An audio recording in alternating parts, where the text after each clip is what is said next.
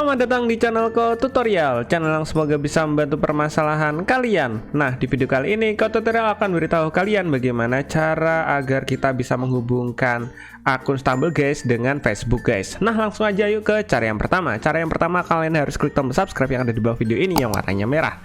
Nah, setelah itu yang harus kalian lakukan adalah login ke dalam Facebooknya dulu. Ya, jadi usahakan kalian udah login ke Facebook ya guys ya. Di sini tutorial udah login ke Facebook. Jika kalian belum login ke Facebook atau mungkin kalian belum punya akun Facebook, kalian daftar dulu akun Facebooknya. Kalian bisa tonton tutorialnya di pojok kanan atas, ada tutorialnya, ada tautannya, kalian bisa tonton atau kalian bisa lihat di deskripsi. Nanti videonya, linknya tutorial bakalan taruh di situ.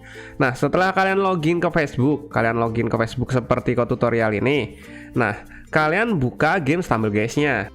Nah, jika sudah seperti ini, kalian konekkan ke Facebook. Cara konekkan ke Facebook gimana? Kalian pilih di bagian pojok kanan atas yang gambarnya gear atau roda gigi.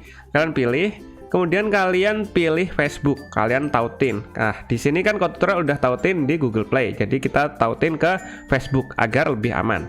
Nah, kita pilih Facebook. Nah, setelah itu akan memuat seperti ini guys. Nah, jika tampilannya seperti ini, Stumble guys akan menerima nama pemain, avatar, dan alamat email Anda, bla bla bla ini. Nah, kita langsung aja lanjutkan guys. Kita pilih lanjutkan yang biru ini. Kemudian kalian tinggal tunggu prosesnya, mudah banget kok.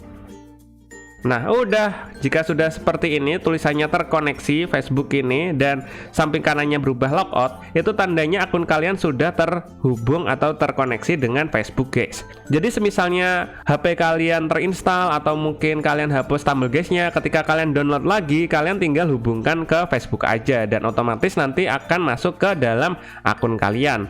Nah, mungkin sampai segini aja videonya tutorial. Jika kalian ada pertanyaan atau mungkin ingin request tentang video tutorial lainnya, kalian bisa komentar di bagian bawah video ini. See you di next video. Semoga video dapat membantu kalian. Bye bye.